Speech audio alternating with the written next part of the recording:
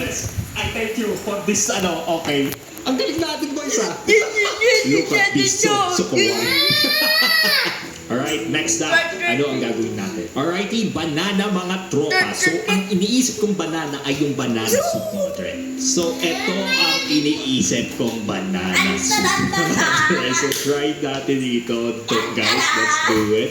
So, gagawin natin eto yellow dot okay.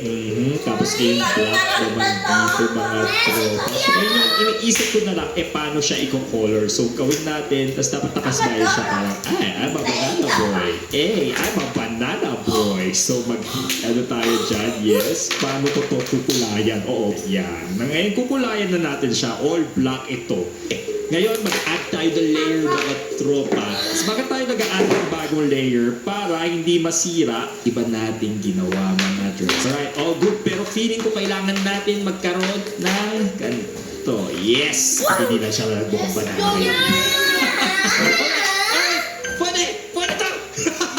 Feeling ko manana tayo dito. Wow! This is a work of art. Feeling ko siya mananalo. Maganda may shadowing eh. Tayo, banana boy eh.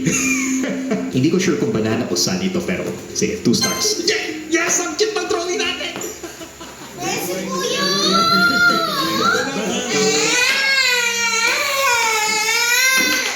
Ayun siya, guys. So, Okay, sige na. Please, number 1, please. Number. No, wala. Sayang. Comment down below kung nagustuhan niyo yung drawing ko, please. Alright, otherwise, speed draw smile. Sige. Etong troll smile ko lang. Pwede, ito na lang gawin natin. Alright, let's do it. Perfect. Isa po space drawn. Tumalapit pa dito para sa space drawn niya rin ginawa, no? Ito na po ang smile, mga lasa. Okay. Oh my goodness, nakakatakot.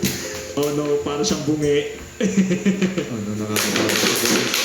Mananalo kaya tayo dito. Alright, ngayon kulang niya na lang is yung mga squiggly lines siya. Wait lang yan. So, litan natin to. Oh my goodness, boys. Ano ginawa ko?